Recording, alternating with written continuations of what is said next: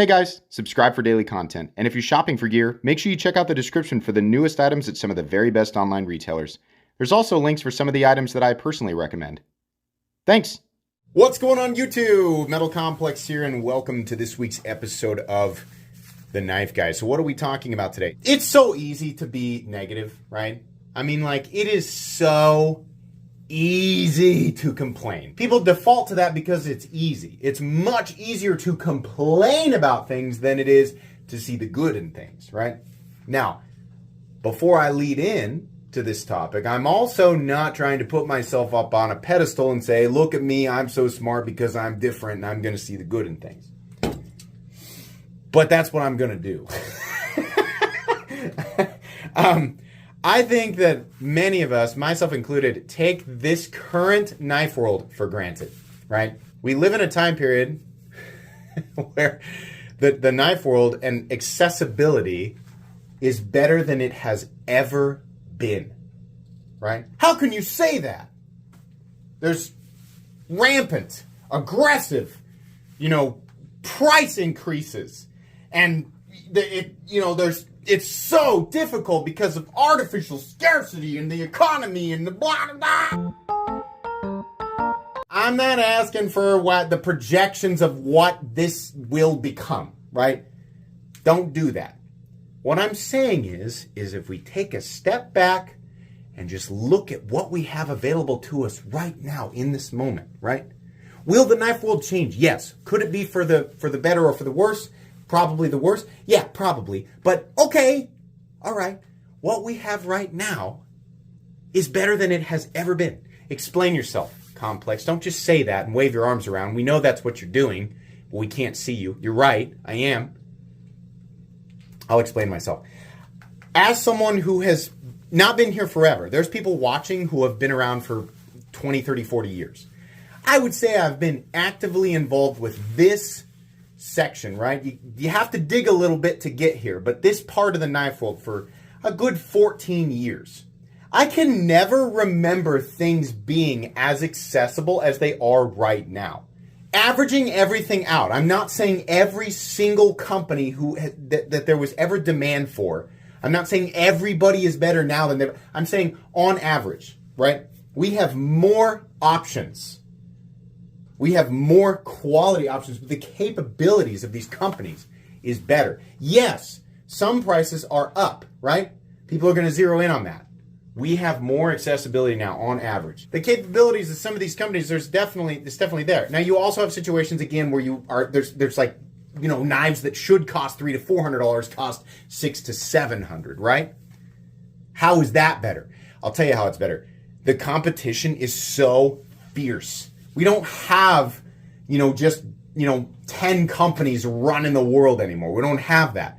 We have smaller companies. We have micro companies. We have micro companies of micro companies that are popping up and creating fierce competition. A lot of it is manufactured in China, but not all of it, right? There are definitely, look at Axial, right? Woo! There's potential here. There's little pockets like where we think that, oh no, like every corner of this market has been dominated, right? If something is too expensive, something that's popular, something that you want, right? If it's too expensive, you do have the option to just sit down, poop your pants, and cry about it, right? Which is, unfortunately, the road that a lot of people take, right? It's just what they do. Or you can look to your right or your left or below you or above you or literally in any direction and find someone who has an offering that is aggressively competitive, right? If you find yourself sitting down and making spaghetti in your pants and complaining more often than you used to, let me give you something to, let me pick you up and give you a roll of paper towels and a hose and say, clean up and come on back. There's more to be happy about here. Competition is fierce, right? If something's too expensive, you don't have to buy it. You can turn around and buy competition. There's stuff that comes out every day. Every day. For those people willing to seek it out, and it doesn't take that much effort. Every day you can find something that's knife world you didn't even know that you wanted, right? On top of that, for people who are enthusiasts and collectors, what's amazing, what I think is the most amazing thing about this is that usually, and yes, we see this, right? With all this competition, right, and this saturation of certain things, like some companies are oversaturating the market with really bland designs that are not, valuable to enthusiast collectors long term because they don't hold their value. However, in an odd twist, whether you care to acknowledge it or not, this is the truth. There's actually more stuff than there was a while back that does hold its value, right? It's not just that we have more options. Yeah, we have more options, but that stuff is not really all that valuable, right? The stuff that everybody wants, that's the only stuff that holds value, and you can't get that stuff. Some of it, but there's also a crap load of stuff that you can get fairly easily. Way more stuff now than versus 2010, however long ago, 2012, 2015, that will actually hold its value. I would argue that it's way easier now for people who are enthusiast collectors, not people necessarily like, oh, I'm only in this to flip things and make money. No, but people who just enjoy the pride of ownership, having something that's rare, having something that is going to maintain value or increase in value. It's okay to enjoy that without actually reaping the benefits of it. For people who like to do that, that's definitely the type of collector I am. I like looking at some of my knives and going, that thing's worth triple now, right? Not because I want to sell it, but just because it's just a joy to look at it. But stuff like that, buying things that do that, I think it's way easier now, right? As long as you're willing to look. But I feel like I don't have to work nearly as hard now. Not just, I know it's like that doesn't hold as much weight because you're a YouTuber with 270,000 subscribers, right? I actually will go out of my way. Not all the time. Obviously, sometimes with some models, it's easier to just take the easy road as a YouTuber, right? And when somebody reaches out and says, we'll provide a sample for review, right? As long as you review it appropriately and you give your honest thoughts, right, we'll do that. Sometimes even, but I will go out of my way with certain things, not only to support the company, but also just to keep experiencing it the same way that I enjoy. I like to hunt, right? Even knowing I probably could, in some cases, reach out to a company and be like, hey, can you just give me a sample and I'll review it, right? I'll be honest and give the review, but can you just do it? I know that I could do that, right? And you can believe me or not believe me, right? I'm not going to go out of my way to try to convince you. I don't care, right? If you can think one way or another.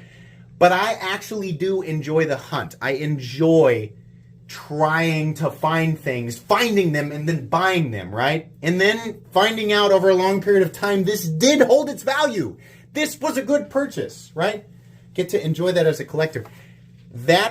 Doing that, as somebody who's been doing it for 14, 15 years now, I can honestly say it is easier now. It's easier to do that. So if you are new or you've been here for a little bit of time, or you've been here for a long time and you just feel like everything's going downhill, don't, because it isn't. It might be that the things that you like specifically in an isolated scenario have become more difficult to get and more expensive. That might be the case. Sometimes the answer is not sitting down and screaming, right? It's like pushing your face into a couch cushion and just screaming at the top. That doesn't do anything, right? That makes us feel better. I know, I'll get on Reddit and type up a big long paragraph for everybody to read, right? That's fine. And then people will give you a thumbs up and you get some brief reaffirmation, right? I feel good for a bit because people agree with me. But ultimately, nothing happened. And I'm not necessarily just talking about affecting the company, right? That's what everybody wants to do, is like throw rocks at the company and expect them to change. No. Ultimately, not only did you not change that, but you didn't change the outcome for yourself. You did nothing, right? Sometimes the answer is don't look at that, turn in any direction, and start looking at other things, right? It's very easy to assume I've already established my preferences. As a long-term knife enthusiast, I have established preferences and I'm not going to change. I'm going to fold my arms and sit here in my spaghetti, right?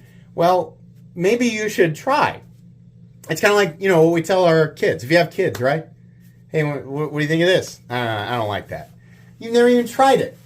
Yeah, I don't like it, right? I was trying to get my son to try guacamole. Which in all fairness,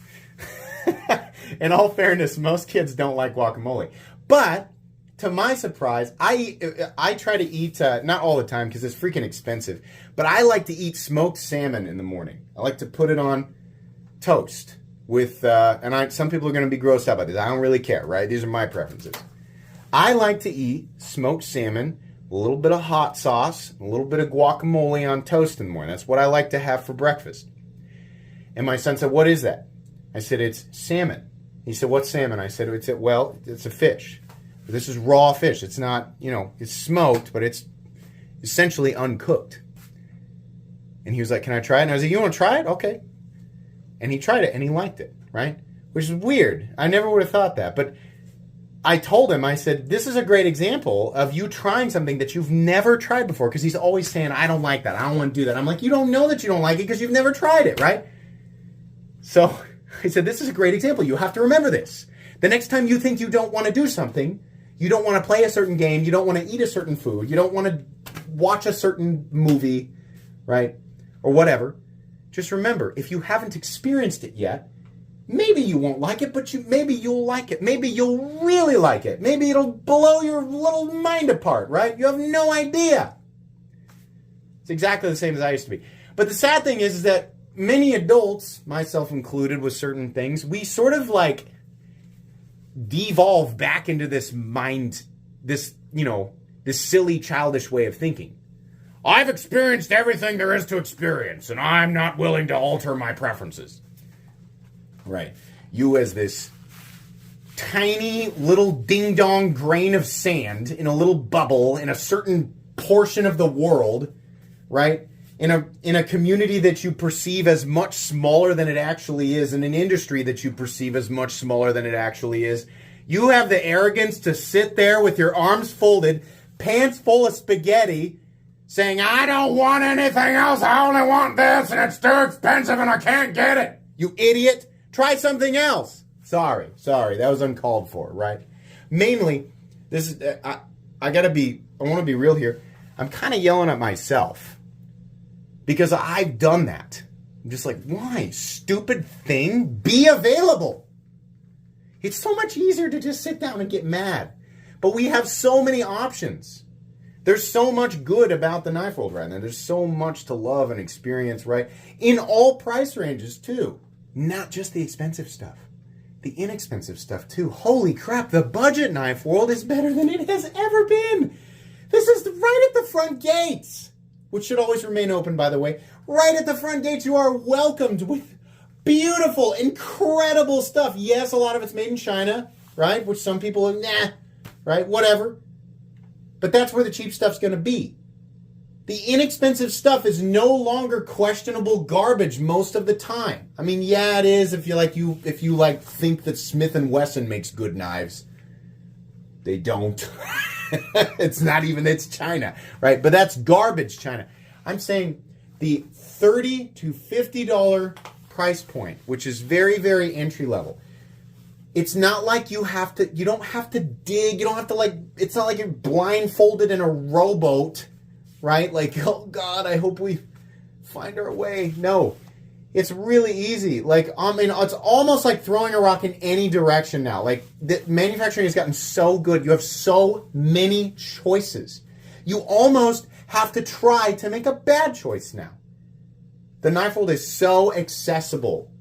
Regardless of where you are on your journey, there is always another option. There's always something else to enjoy. You have to aggressively try to complain, says the guy who has a 200 plus episode series largely containing content where he complains for 20 plus minutes.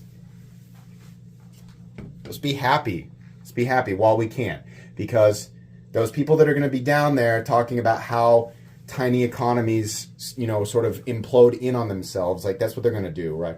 I'm a numbers person, and I blah, blah, blah. They got their pants pulled up super high, like all the way over the bridge of their nose before they type this comment.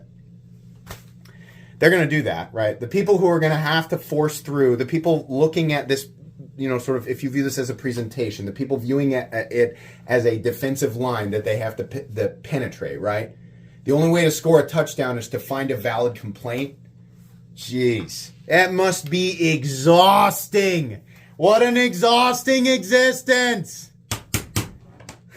It's so easy to complain. It is the easiest, laziest thing.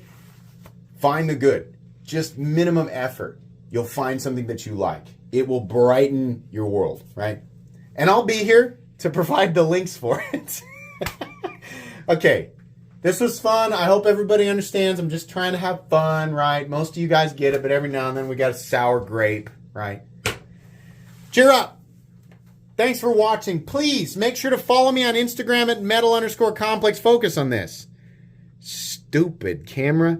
Please make sure to follow me on Instagram at metal_complex. If you enjoyed this video, leave a like. If you'd like to check out my other content, I do, of course, have lots of videos of knives that are either expensive or inexpensive that I do or don't like, so check those out. And if you enjoy all my content, go ahead and click on that Metal Complex logo right there and subscribe because there's definitely more coming. Thanks again for watching, everybody, and have a great day.